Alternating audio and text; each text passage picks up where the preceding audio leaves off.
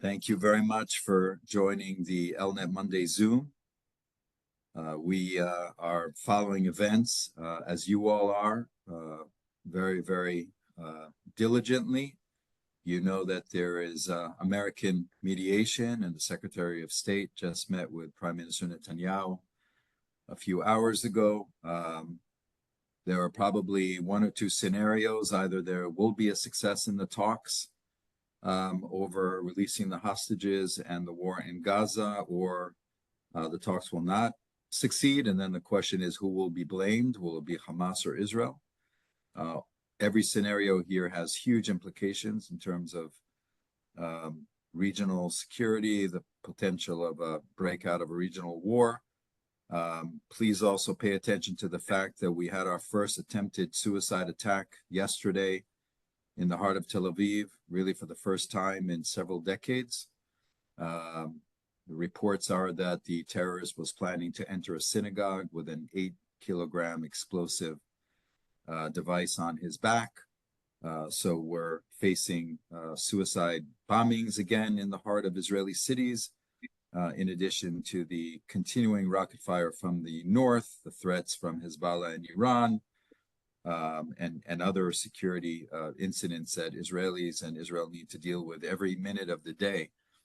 So again, it brings back the importance of an international coalition led by the United States, but with very active participation of Europe. You hear less about it in the news, but it's there. It's the French, it's the British, it's even the Germans that are present in the region and are part of a coalition that are helping to deter Iran and Hezbollah, or to minimize their response. So what ELNET does continues to be very important in our daily work, and certainly in the long-term strategy that ELNET has to strengthen Israel's relationship with that part of the Western Alliance, which is the European nation. So without further ado, today we discuss public diplomacy, which is critical, of course, in any campaign, and certainly Israel's campaigns. Daniel, on to you to introduce our topic and speaker. Thank you. Thank you, David. Indeed, one of the major fronts Israel has been facing throughout its existence and its public diplomacy. And more than ever, since October 7, it has become more violent, more deceitful, and very well organized. It appears that more than ever, emotions have surpassed truth and facts, and the financial support for disinformation and lies has never been more prominent in the traditional media, social media, and unfortunately, what used to be also high-level academia as well. To tackle this, Israel has tried tirelessly to share only confirmed truths, fact-checked information in everything it has published since October 7, but it seems to never be enough. To discuss with us today Israel's public diplomacy war and what more can be done, we are honored to be joined by Ambassador Emmanuel Nahshon, who until very recently was the Deputy Director General for Public Diplomacy at the Israeli Ministry of Foreign Affairs. A career diplomat since 1992, he has held several positions at the MFA, such as spokesperson for the ministry, ambassador to Belgium, and he has served in Venezuela at the mission to the European Union, Turkey, and Germany. So Ambassador, thank you very much for being with us today. And so to begin, maybe you can give us a short overview of Israel's what we call public diplomacy and the challenges, and what have we done in the past 10 months or so? Well, absolutely. And thank you very much for the invitation and for the occasion to share with you our perspectives, or my perspectives, on the issue, which is indeed of great importance. I will start by saying that public diplomacy has changed in the last years. And if until a few years ago it was an important aspect of diplomacy, now it has become something much more important. Indeed, this whole conflict, which started on October 7th, takes place in parallel on the battlefield, whether it is in the Gaza Strip or in northern Lebanon, or in southern Lebanon and northern Israel, but it takes place also on a new kind of battlefield, which is the battlefield of media, and particularly social media. Social media has become much more than just a way to express opinions. It has become literally a battlefield. And I must say, and I say it with a lot of sorrow, that on that particular battlefield, Israel is not strong enough. We are strong enough militarily. I think that we are demonstrating this day after day. But when it comes to public diplomacy and particularly to social media, unfortunately, our opponents have the advantage. Now, they have the advantage for a variety of reasons. Some of them are linked to the very nature of social media, because social media, as you very well know that also in the United States, social media encourages extremism. It encourages polarization. The more extreme you are, the more exposure you will receive on social media. So it's not really a place in which you can have a moderate dialogue. It pushes you to one extreme or to the other extreme. And here, our opponents have an advantage because their positions are absolutely extreme. Their positions go as far as wishing for the destruction of the state of Israel, and they say it very openly, very clearly. And whereas the Israeli opinions or the Israeli positions are much more nuanced, and they are not necessarily adapted to those kind of platforms. On top of this, the algorithm, the logic behind the platform is such that it pushes forward extremism because extremism sells. It's also a purely commercial issue. When you talk to Elon Musk or to the Chinese operators of TikTok, they want to sell. For them, it's a business. It's a business with an ideology, but first and foremost a business. And they know that extremism sells. And they also know that there are very few Jews on this planet and a lot of Muslims. So obviously, they will cater first and foremost to the Muslims and only afterwards to the Jews. We live in a world in which truth is not necessarily the answer to everything. This is something also that you see in the United States and that we perceive here in Israel.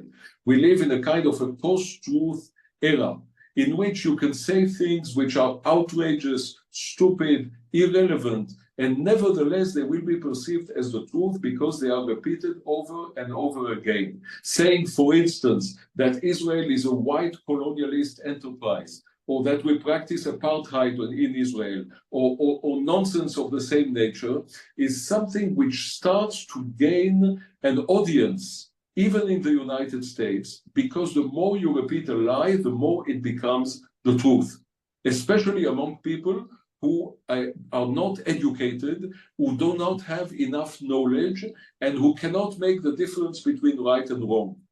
So those are the major challenges that we face. On top of it, and again, this is an Israeli problem, and it's an internal challenge that we need to deal with.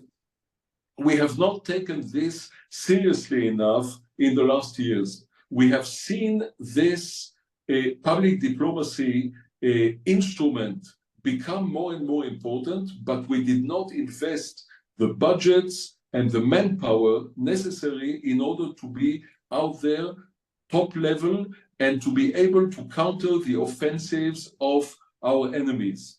And October 7th has been, in all aspects, not only in that aspect, of course, but it has been a dreadful and terrible wake-up call. And I hope that the Israeli government will know to invest enough money and manpower in order to make sure that the voice of Israel is heard around the world, which is not necessarily the case nowadays, unfortunately.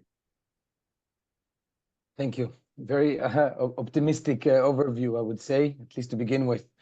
So let me ask you this. How then can we accept, obviously, the right call for stronger financial support and manpower, but can Israel do things differently and play the game by its rules, even though the rules aren't great as you rightly described them? Can we share things differently in order to get the attention of those that are now seeking it on social media? Well, yes, there are many things which can be done differently.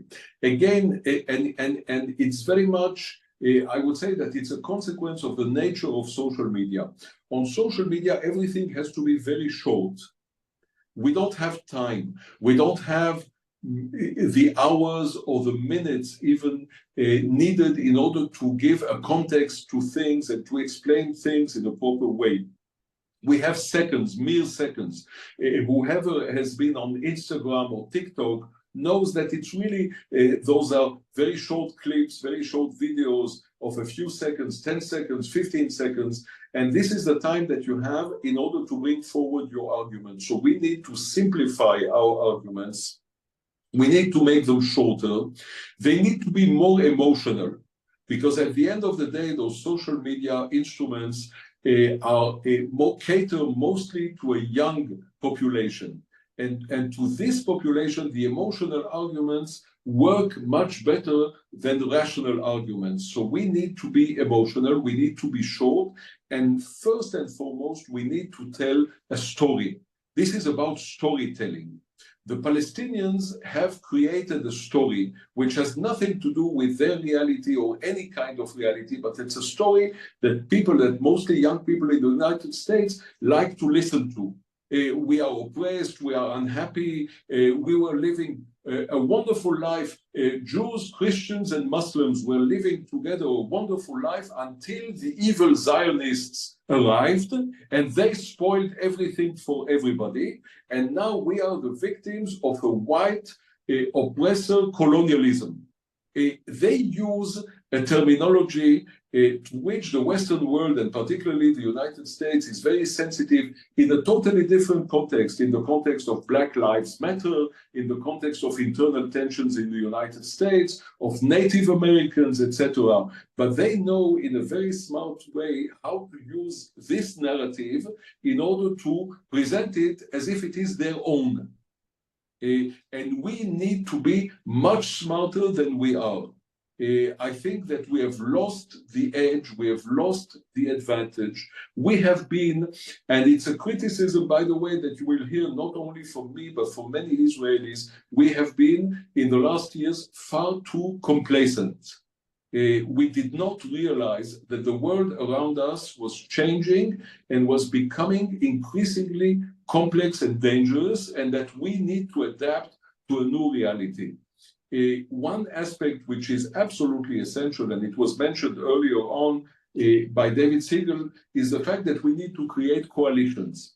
We cannot do it alone. We have many friends in the world, and we need to look for those friends and to build coalitions together. It's the French, it's the Germans, it's the British, and of course, it's the Americans, it's the United States, and we need to work with as many friends as possible in order to demonstrate that we are not alone, that we are not isolated, that we share the same values, that we speak on behalf of Western democracy, that indeed what happens here is only the beginning of an extremely dangerous process that the Western world could face in the years to come. When we say the West is next, it is exactly that, and we can already see the premises of that in the United States and in Western Europe. So we need to make sure that we work together with our friends and that we create a united front in order to confront this phenomenon. Now, this phenomenon, now it works to the advantage of the Palestinians, but it goes way beyond that. It's extreme Islamism, it's Turkey, it's Iran, it's Qatar. Behind those countries, you will see Russia and China, who are extremely happy to see Western democracies crumbling or weakening. So there is an extremely complex opponent that we need to deal with. We need to deal with also this extremely dangerous alliance between the extreme left and Islamists. And this is exactly what we see in the United States and in other places as well. So, and all those phenomenons are really the expression of the enemies of Western democracy. So we will need to build something and work together. And so if I take you up on this, and before I turn to let's say the east part of our region to the Gulf states, more Europe and the West, as you mentioned, so at ELNET, obviously, we believe that we need to educate policymakers, but also the public, and you've met many of our delegations, and you've done exactly that. But most of it has to go through also for new generation through academia. And how do you then build on these coalitions, and how do you start them again when what you're saying, and correctly so, from what we've seen on reports, that the academia has already, the boat has sailed. The coalitions against Israel have conquered these kind of discourse. So what can we do now in order to reinforce the values of democracy, freedom of speech, and democracy? Well, first, it's important to mention that I started working a couple of months ago as the coordinator of the fight or the combat against academic boycott on behalf of the presidents of the Israeli universities. So I'm currently working with the Israeli universities in order to elaborate a strategy which would enable us to combat the academic boycott. I think that not all is lost. We have indeed seen some extremely dangerous phenomena in European universities, in American universities, in Canadian universities, but nevertheless, the vast majority of universities are not there.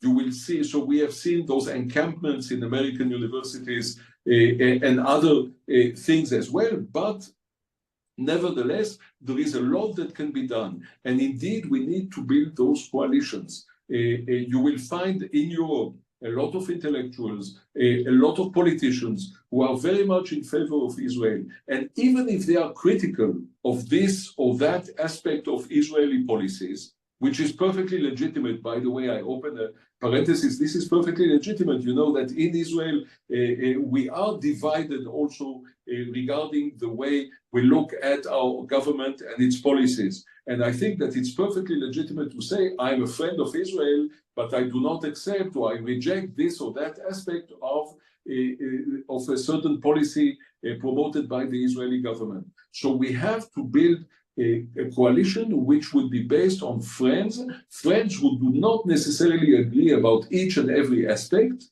but who agree about the fundamentals. And the fundamentals are very clear. It's the right of existence of the State of Israel. It's the State of Israel as a Western democracy, as a Jewish state, but as a democratic state. It's the State of Israel as a tolerant and open state in which there is also a place for non-Jews. And this is those are exactly the principles that the Israeli academies and the Israeli universities are promoting. Israeli universities are at the forefront of tolerance and democracy in Israel. They are extremely open. They have different perspectives. There is a total freedom of speech. There is a total freedom of expression. And those are exactly the values that we wish to bring forward and promote in the dialogue that we have with our friends. On top of that, it's important to say that Israeli universities are also among the best in the world. Those are not backward universities in an unimportant country. You have now, this was published a week ago, among the 100 first universities in the world, you have 3 Israeli universities. And that's not nothing. That's important. And that really goes to show you how important Israeli academia is. It's a place of excellence. And so it's a place of values and it's a place of excellence, of academic excellence. And I think that the combination of those 2 aspects, of those 2 elements, is probably the key to success. Because people do want to work with Israeli universities, and they understand that Israeli universities promote the kind of positive values that anyone can identify with. Yeah, clearly. And so if I take you on what you just said about the coalition of countries that agree on fundamentals, but not necessarily on everything, I think we can very easily say that sums up, the Abraham Accords. And so could you share a little bit about Israel's public diplomacy efforts within these countries, in Arabic or within the Gulf states, or even within the neighboring countries that we have just very close to us?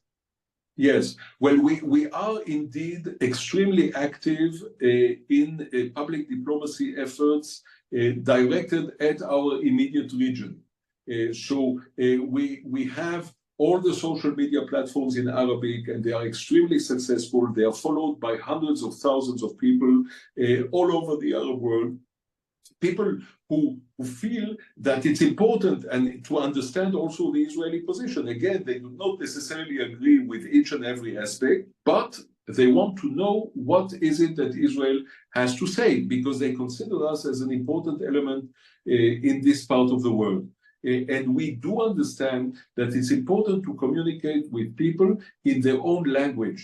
It's not enough to communicate in English. It's important to do it also in local languages. We have also very successful social media platforms in Farsi, which is the language of Iran. And we are followed also by people in Iran itself. So for them, of course, it's much more dangerous given the brutal nature of the Iranian dictatorship. Nevertheless, we have a lot of people who follow us. Now, in our dialogue with the Arab world, by the way, it's not only about politics, and it's not only about, hasbara, about explaining Israeli positions. It's simply about showing also the Israeli way of life, the Israeli lifestyle. We have, to give you one example, we have a Facebook page which is directed at the population in Iraq, because lots of Israelis have Iraqi origins. And we, so on this Facebook page, you will see kitchen recipes, poems, short stories, photos of families, etc. So the idea is to create also a bond which is an emotional and sentimental bond, and not something which is necessarily related to politics. And I think that this is important. At the end of the day, despite the difficulties, we are part of this region. And a lot of Israelis also find their origins in this part of the world. And it's important to be able to create a contact and to find a common ground. Nice. What we notice ever since the creation of Israel, but most since October 7, is that Israel struggles to tell its story, like you said before. So I'm wondering, what's the perfect messaging then? Because we always struggle between, I'll take the context, obviously, since October 7, between are we the victim? The Jews have survived, or again, have faced the worst crime since the Holocaust? Or are we the victor? Are we the ones that are going to stand against everybody who comes to fight against us and try to destroy the state of Israel? What is the right messaging then in order to get the world to understand what we're facing? Yeah, no, it's a very good question, and I would say that there is not necessarily one clear-cut answer to that question, because it depends very much who is the audience. To whom do you wish to send this message? In some parts of the world, it's important, for instance, to emphasize the scientific aspects of Israel, our successes in science, in agriculture, for instance, in Africa, in which we have very extensive programs of agricultural assistance, or countries such as the Asian countries, China, India, etc., are very interested to have Israel as a partner because they consider us a technological and a high-tech superpower. So obviously, these would be the important aspects to emphasize. But then if you speak, for instance, with Europeans, with Western Europeans, then it would be more important to emphasize the common values, the values that we share, the tolerance, the openness of society, etc. So I think that there is not one message that we need to send across, a uniform message, but rather different messages which are adapted to different audiences. And by the way, this reflects exactly the deep nature of the state of Israel. We are not monolithic. We are not uniform. Israelis are very different one from another. We do not always have the same opinions. And I think that this multiplicity, the different facets and aspects of Israel, is also what makes our unique identity. And this is something which is certainly worthy of bringing forward and showing to the world. Understood. Before I'll turn to Q&A, we have quite a few questions that are being flowing, and I encourage our audience to continue to do so.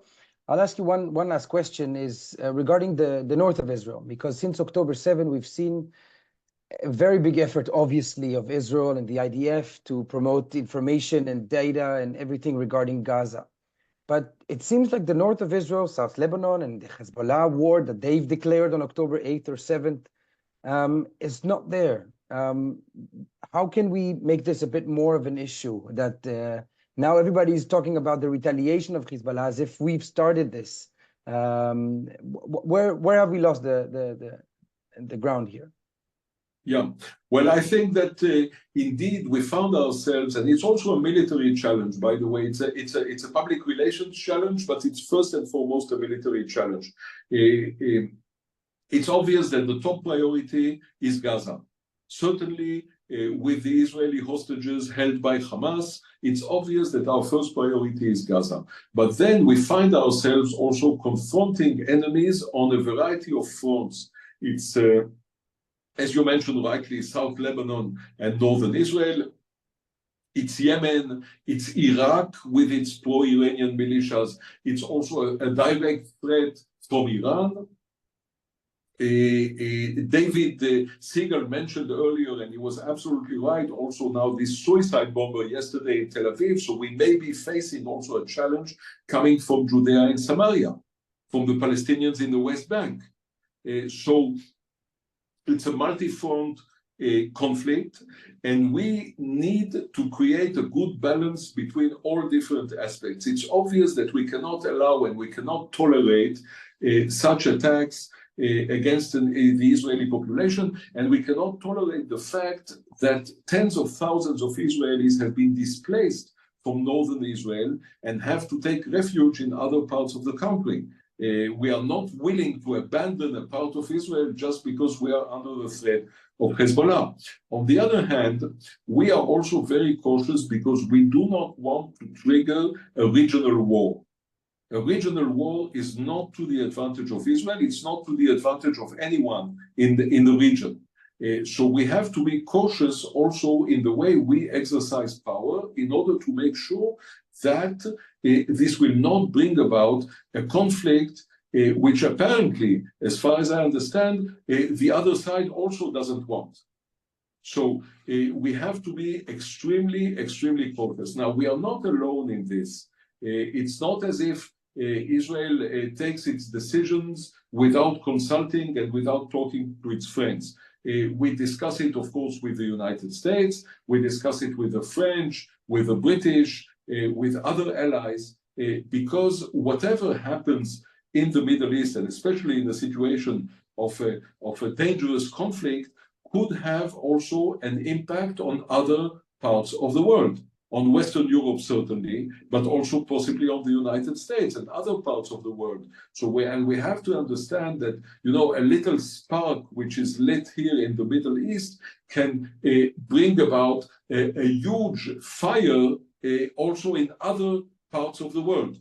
And this is why we are exercising the utmost caution in our reaction. Now, I know that some Israelis are not happy with that.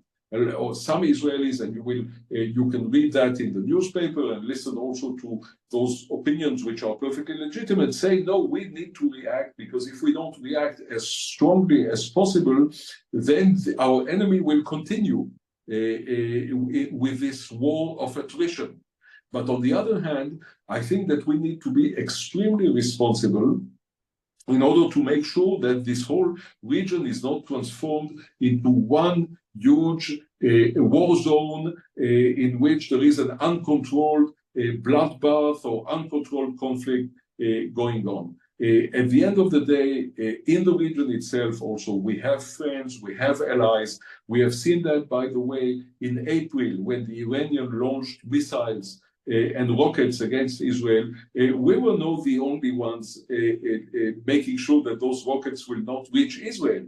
Okay, other regional countries took part in that effort, and this is extremely important. And this could be hopefully the basis for peace agreements, which I hope will come as soon as possible. We need regional alliances. We need to work with the Saudis. We need to work with the Gulf states. You were mentioning, and rightly so, the Abraham Accords. We need to work with those countries. Those countries are not our enemies. They are our friends. They have chosen their camp, and they have not rescinded or the peace accords. On the contrary, none of those countries has said, no, now we don't want to have peace with Israel because you have a conflict with the Palestinians. On the contrary, I think that they realize that it is extremely important now more than ever. Why?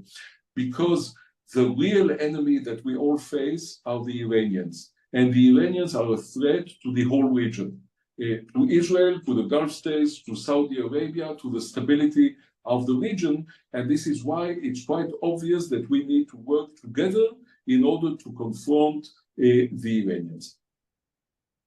In that context, you mentioned the night of April 13, 14, and the alliance that showed up against all odds. And we've seen two foreign ministers here last weekend. The UK and France came together. So do you think this alliance will show up again in the case of an Iranian retaliation? Yes, I presume that it will, because it reflects something which is not just a question of conjuncture.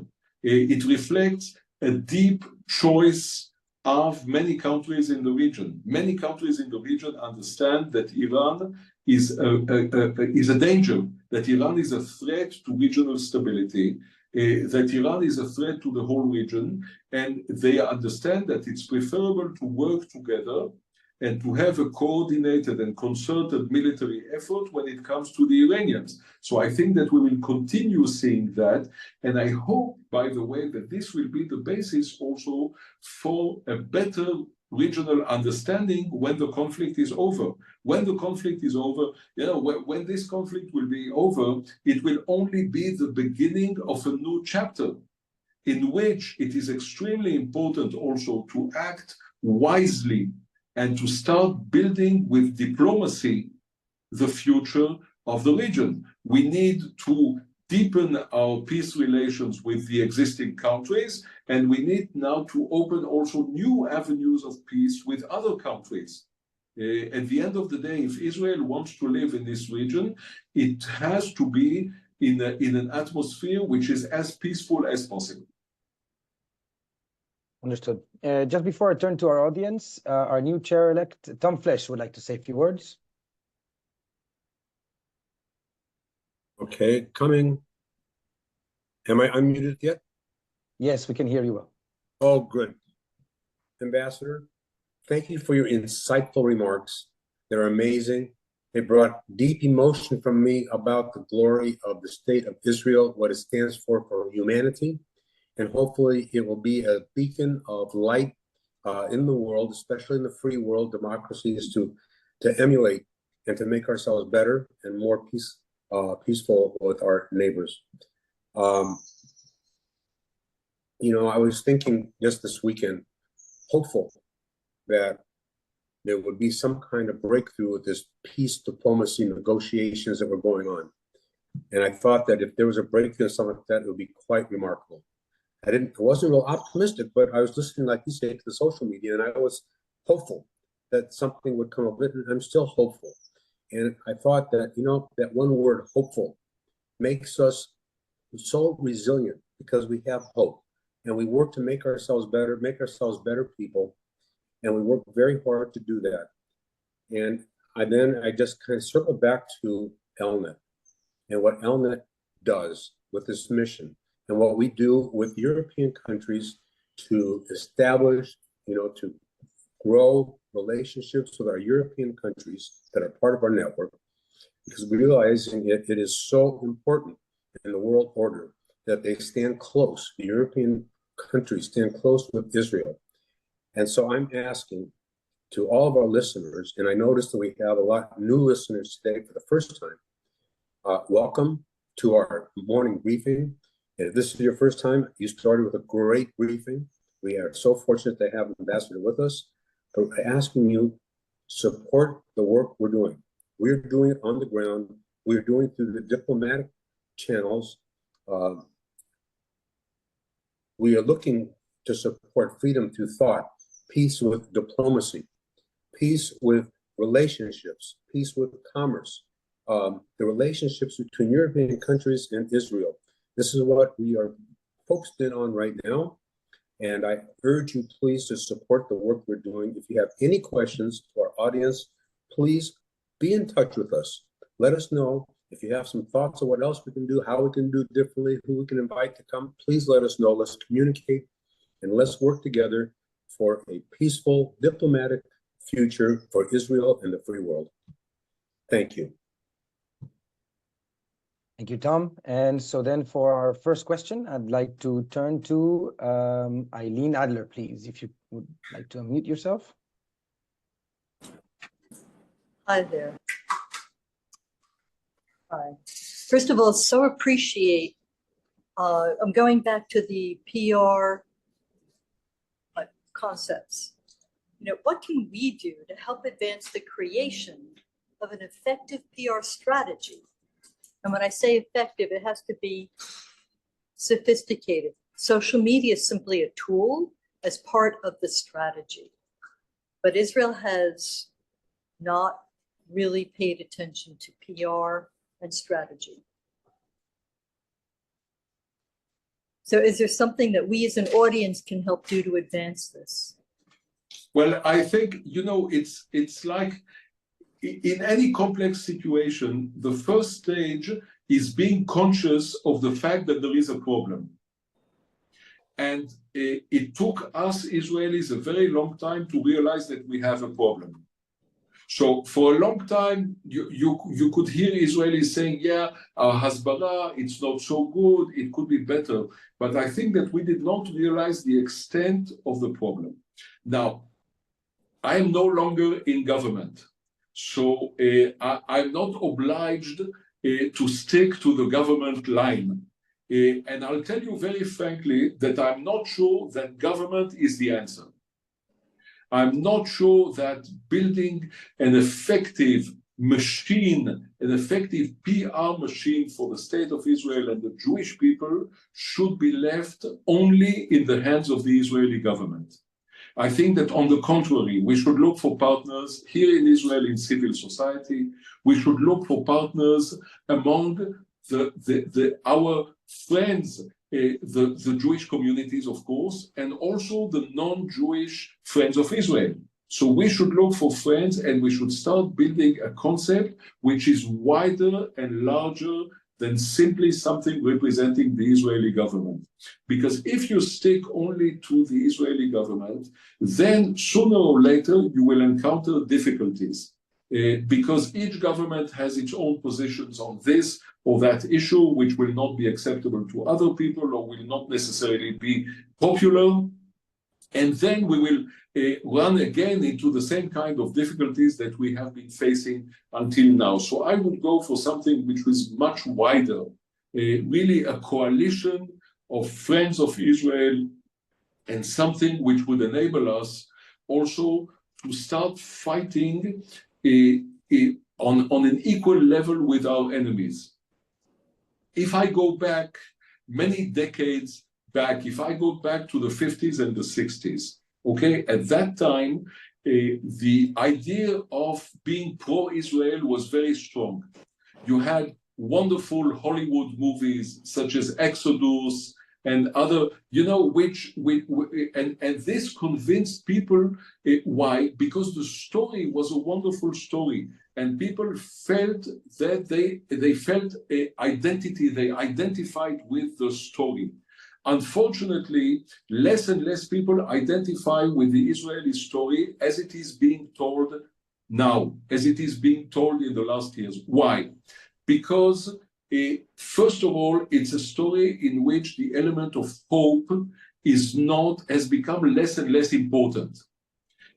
Since the 2000s, for reasons which are not our fault, by the way, the Second Intifada was certainly not provoked by Israel, and it's not Israel, but for the last 20 years, we have lost hope of peace.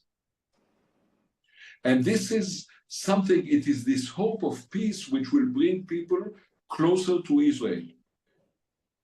It's also building a narrative, telling a story which is acceptable also to most nations of the world.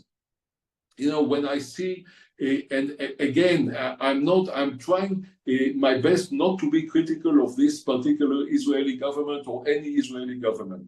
But when I see, for instance, extreme right-wing settlers committing attacks and pogroms in Palestinian villages, this is the last thing we need, and this is shown all over the world on television, by all TV stations all over the world. This is the image of Israel nowadays, okay? And that's extremely problematic. So we need also in Israel itself, we need to understand that in order to project an image, we need to have a better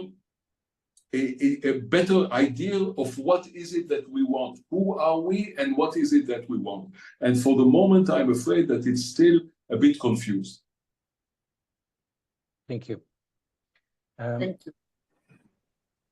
For the next question, I'd like to turn to Saul Brenner, please, if you'd like to unmute yourself.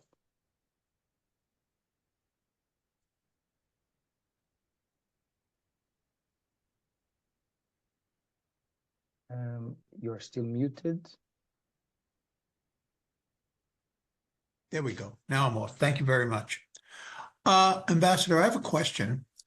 Do you believe, at least from what I've been reading, that October 7th was in part the result of Israel getting close to normalizing relations with Saudi Arabia, and that frightened the leadership of Iran, which did not want that to occur because it would create major problems for Iran? And also, do you believe that the other Arab countries understand that this indeed may be the case as to why October 7th occurred? Yes. Well, this is a complex and an important question. I mean, first of all, the short answer is yes. It is quite clear, and we have also information which demonstrates that this rapprochement between Israel and Saudi Arabia through the American administration was something which was a cause of extreme worry for Tehran and for its proxies and allies. And it's obvious that they wanted to do, and they would have done anything in order to make sure that it won't happen. And now, October 7th, we still don't know, and at least I do not have information which demonstrates that October 7th which was perpetrated by Hamas, was perpetrated on the behest or at the order of the Iranians. This is not clear, and I think that no one has information which can demonstrate that. On the other hand, it's quite clear that October 7th was the result of a variety of many different issues, many different aspects, which brought about this decision of Hamas to launch the attack.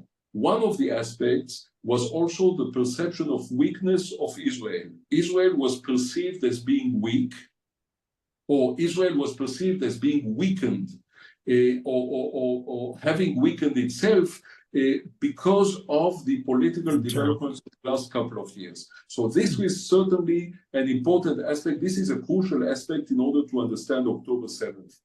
But it's obvious that when you look at the regional picture, an agreement between Israel and Saudi Arabia would have totally changed the picture. It would have totally changed the region, and that would have been dramatic for the Iranians. This is quite clear. Thank you. Thank you. Thank you. I'd like to turn now to ELNET's co-founder, Larry Hochberg.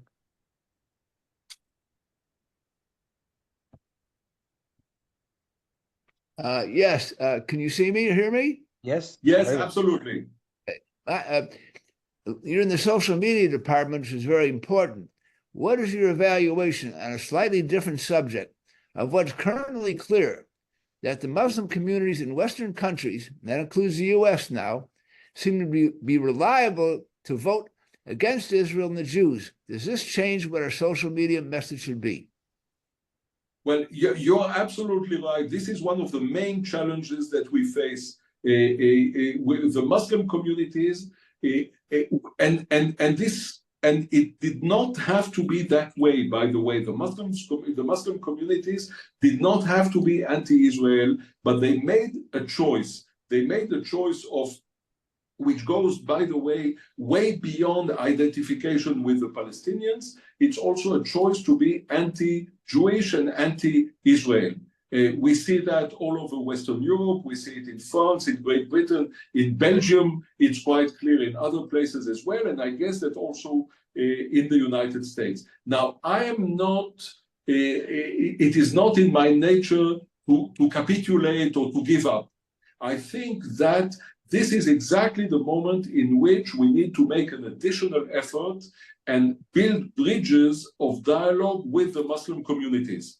I think that the Muslim communities are victims of a manipulation, a propaganda manipulation by the Iranians, by the Qataris, by the extreme Islamists, by the Turks, all of them presenting Israel as if Israel is the devil, is the incarnation of the devil.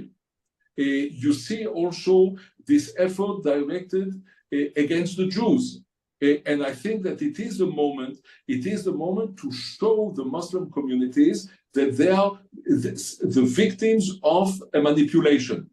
It is the moment to invite them to a deep dialogue with us Jews and us Israelis. I would be very happy, by the way, to host Muslim leaders here in Israel in order to show them the Israeli reality, and they would realize that it has absolutely nothing to do with what they are being told by people like Rashida Tlaib, Ilhan Omar, and such evil people. That the reality in Israel is totally different, that there is equality between Jews and non-Jews, that non-Jews are involved here in state affairs and are part of the state of Israel. And this is something that we would love to show also to Muslim communities. Someone on the other side is trying to transform a conflict, the Israeli-Palestinian conflict, into a religious conflict, as if it is a conflict between Jews and Muslims. And that is certainly not the case. And we want to say that as loudly as possible, because this is the truth. I would be very happy, by the way, if we could have partners on the Muslim side, people that we could talk to in order to build a coalition of moderates, which would demonstrate to the Muslim community that whatever they hear about Israel and the Jewish people is simply not the truth. Thank you. You're on the right track. How to do it, of course, is a challenge. Right. Yeah, but I think that ELNET, by the way, can be extremely useful in that context, certainly in Europe. I think that, bringing, for instance, young Muslim European politicians to Israel would be extremely important. And because they would see that what they hear has nothing to do with the reality as we live it here in Israel. So just before I turn to the next question, I'll just note that for several years, we've been doing that. From France and Belgium, we've been bringing young Muslim, either students or workers to see Israel, to visit. We visited also the President of Israel, academia, officials. So we've taken part in that effort. And we'll do one more delegation like that in early 2025, I believe. Wonderful. So yes, indeed. The next question has been asked to be asked for them. So on behalf of Maria Poncillo, and I apologize if I mispronounce your last name, the question is how to address academics both in the EU and the US who have hijacked the story of the Jewish people, and how long will it take to change these hateful attitudes? Well, how long is a very good question, and I have no idea. I know that we need to start at a certain point. We need to start. I don't know how long it will take. It's obvious that we operate now in an environment which is much more hostile and complex than it used to be. I say, because I give also lectures and conferences about Holocaust remembrance. And what I say in that context is that after the Holocaust, after 1945, the Jewish people benefited from 2 or 3 generations of with an umbrella of protection. Particularly in the Western world, people cherished and protected their Jewish communities. It is no longer the case. We are no longer protected by the memory of the Holocaust. And this is why you see the resurgence of a kind of racism and anti-Semitism, which one could see in Europe in the 20s and the 30s of the last century. So it is as if we have gone full circle back to 100 years ago. And this is extremely dangerous. The major difference is that the Jewish people is much stronger, and that the Jewish people has the state of Israel, and that the state of Israel has the Israeli Defense Forces. So this is the major difference. But unfortunately, we face extreme challenges. And so I have no idea how long it will take. And indeed, Israel has been hijacked for purposes which have nothing to do with us. Nothing, absolutely nothing. You know, when I talk to left-wing American intellectuals, and they explain their guilt feelings towards the African Americans because of slavery, and towards the Native Americans because of the way they were chased and killed by the European settlers on the American continent. But then we are asked to pay the price for those guilt feelings. This is unacceptable. Why should we in Israel pay any price for guilt feelings that people feel about colonialism or something which has nothing to do with us? We are a small nation dispersed and exiled 2,000 years ago who came back home. This is our home. I don't need to apologize to anyone because I live in my home. Jerusalem has been our capital for 3,000 years, and Jerusalem is the city in which I reside. I speak to you now from Jerusalem, and I don't feel the need to apologize to anyone about the fact that I live in my city. So you will see this perverse psychological mechanism through which we are expected to expiate or to pay a price for the sins of colonialism and slavery and killing Indian tribes, etc. I'm very sorry, but we are not going to play that game. No way. But obviously, it will take some time before this message passes across. Understood. For our next question, I'd like to turn to Eli Alishmerni, please. Ambassador, you used the word settler twice in your presentation. Once about the European settlers, and the other time that you talked about was the settlers who obviously abused some Arabs, I imagine in the West Bank. And I'm thinking that narrative is very important, because settler refers to colonialists, because the second use of settler that you use, the European settlers, they were colonialists. And what we're suffering from is being called colonialists. And don't you think your use of settler for the residents of Yehuda and Shomron is exactly the wrong thing to do? And are you not really pushing the narrative of the Arab world? Well, I beg to differ, because when you talk, by the way, to Israelis who live in Judea and Samaria, they define themselves as mitnachlim.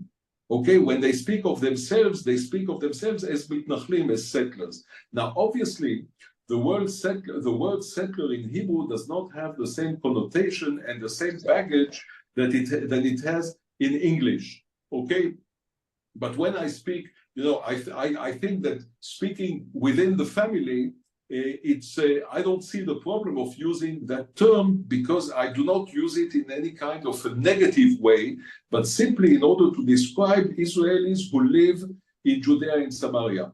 Now, is it a good idea or is it a bad idea to live in Judea and Samaria is another question altogether, which would be solved eventually also by the Israelis, if and when the question presents itself democratically. This is not a word that I use in any kind of a negative way, and I understand what you say, but believe me that this is certainly not what I mean to say.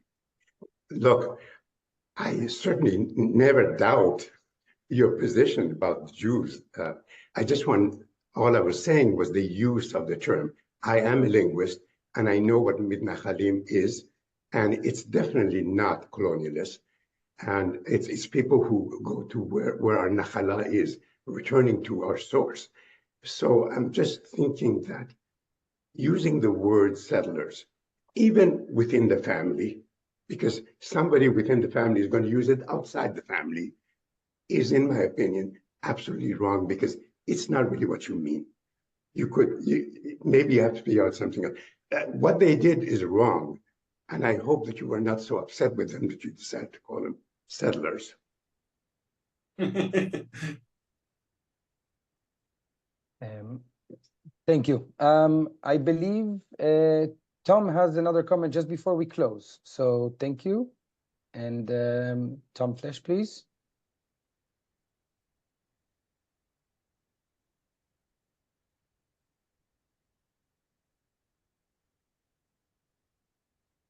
Am I unmuted? Yes. Great.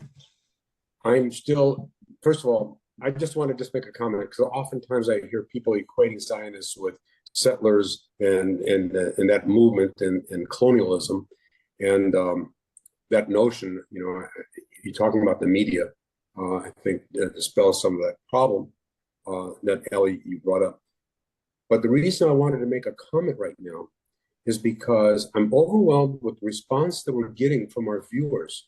It's unprecedented. And Ambassador, a lot has to do with you, with the compelling information in the way you presented it.